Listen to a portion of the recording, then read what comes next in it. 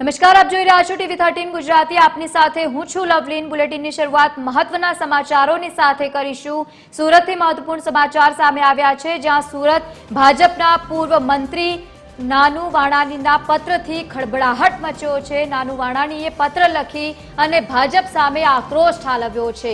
6 પાનાનો પત્ર વાયરલ થતાની સાથે જ ખળબળાટ મચ્યો છે। ભાજપના સંસ્કારો બદલાઈ રહ્યા છે। વાણાણીએ પોતાની રીતે જે પત્ર લખ્યું છે તેમાં વાક્યો લખ્યા છે, ભાજપને મૂળ સિદ્ધાંત સાથે વળગી રહેવાની જરૂર છે। બહારથી લોકોને ભાજપમાં શા માટે લેવાય છે? બહારથી આવેલ લોકો ભાજપની વિચારધારાને વળગી શકતા નથી। પાર્ટીમાં રૂપિયાવાળા લોકોને કેમ આગળ ટિકિટ અપાય છે? કોંગ્રેસના વિનાશવાળા સિદ્ધાંતને ભાજપ અનુસરી રહ્યું છે। નાનુ વાણાણીએ લખેલા પત્ર બાદ ટીવી 13 ગુજરાતી સાથે ખાસ વાતચીત પણ કરી છે।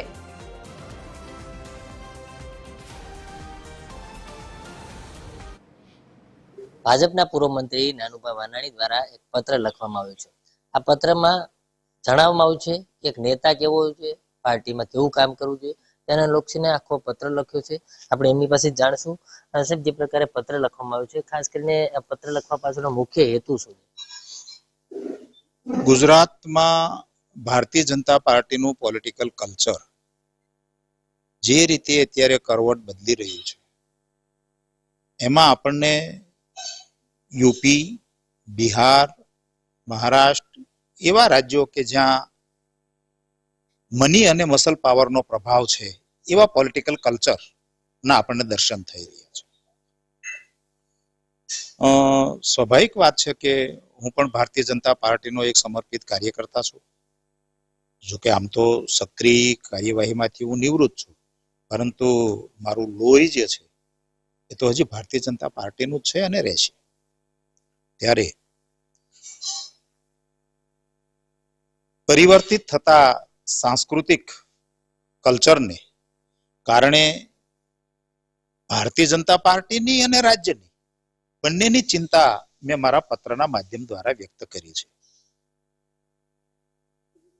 ચિંતા એ કે ગુજરાત મહાજની પરંપરા વાળું રાજ્ય છે, નહીં કે દબંગાઈ વાળું રાજ્ય। અને અહીંયા મહાજની પોલિટિકલ કલ્ચર જ ચાલે, નહીં કે દબંગાઈ વાળું પોલિટિકલ કલ્ચર। ત્યારે છેલ્લા થોડા વર્ષોમાં આપણે ગુજરાતમાં મનીનો જે પ્રભાવ, સારાને મારાને મહત્વ, ભારતીય જનતા પાર્ટીની મૂળ વિચારધારાને બાજુમાં છોડી જે ભારતીય વિચારધારા સાથે, ભારતીય જનતા પાર્ટીની વિચારધારા સાથે જેને સ્નાન સૂતકનો પણ સંબંધ નથી, એવા વિચારધારાના લોકો જ્યાંથી મળે ત્યાંથી, જેવા મળે તેવા,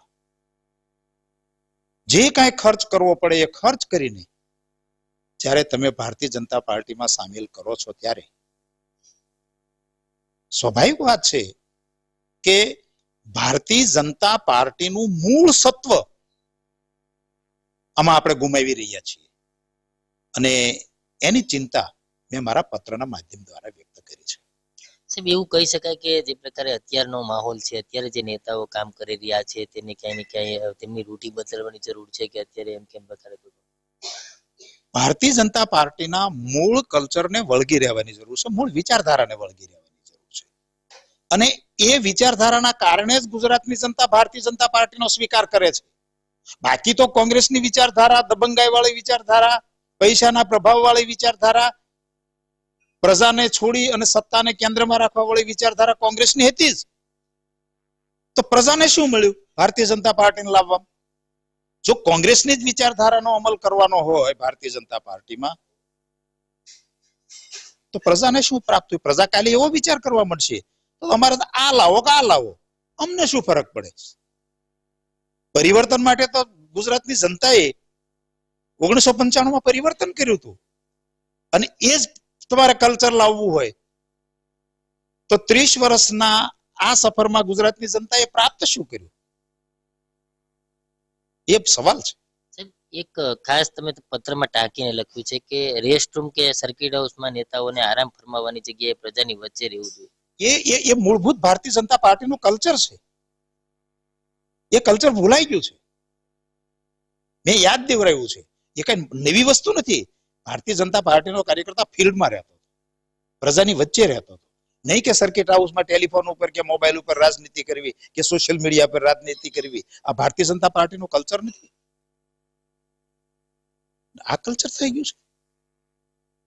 પૈસા વગર તમે આજ ચૂંટણી ન લડી શકો, પૈસા વગર તમે આજ કાર્યકર્તા તરીકે ટકી ન શકો, પૈસા વગર તમે આગળ ન વધી શકો પોલિટિક્સ ની અંદર. આ કલ્ચર ભારતીય જનતા પાર્ટીનું નથી. એ કલ્ચર અત્યારે ભારતીય જનતા પાર્ટીમાં આવ્યું છે. તમે ખુશામત કરો તો તમે ભારતીય જનતા પાર્ટીમાં આગળ વધી શકો. આ કલ્ચર ભારતીય જનતા પાર્ટીનું નથી. આ કલ્ચર તો કોંગ્રેસનું છે. અને કોંગ્રેસના કલ્ચરને જો આપણે લાવવાનું હોય તો ગુજરાતની જનતાને શું કરવાનું, એ ચિંતા વ્યક્ત કરી છે. ચોક્કસથી જે પ્રકારે પૂર્વ મંત્રી દ્વારા એક ચિંતા વ્યક્ત કરવામાં આવી રહી છે કે અત્યારના સમયમાં જે પ્રકારે નેતાઓ કામગીરી કરી રહ્યા છે તેને ક્યાંય ને ક્યાંય ભારતીય જનતા પાર્ટીને વળગી રહેવાની જરૂર છે, નહીં કે કોઈ પણ પ્રકારના તાઇફાઓ કરવા. અને ખાસ કરીને જે પ્રકારે બહારથી ઉમેદવારો ભારતીય જનતા પાર્ટીને સામેલ થાય છે તેમને પણ શા માટે સામેલ કરવા, અને સામેલ થયા બાદ પણ તે ભારતીય જનતા પાર્ટીની વિચાર જે ધારા છે તે વિચારધારા સાથે વળગીને રહેવા જોઈએ. અને તે પ્રકારની જે લાગણી છે તે હાલ ગૃહમંત્રી વ્યક્ત કરી રહ્યા છે. ને ભારતીય જનતા પાર્ટીમાં જે એક નેતાઓ છે તેને કઈ રીતની કામગીરી કરવી જોઈએ તેને લગતો 6 પાનાનો જે આ પત્ર છે તે તેમણે લખ્યો છે. કેમેરામેન જસ મિસ્ત્રી સાથે દિવ્યેશ પરમાર, TV13 ન્યૂઝ.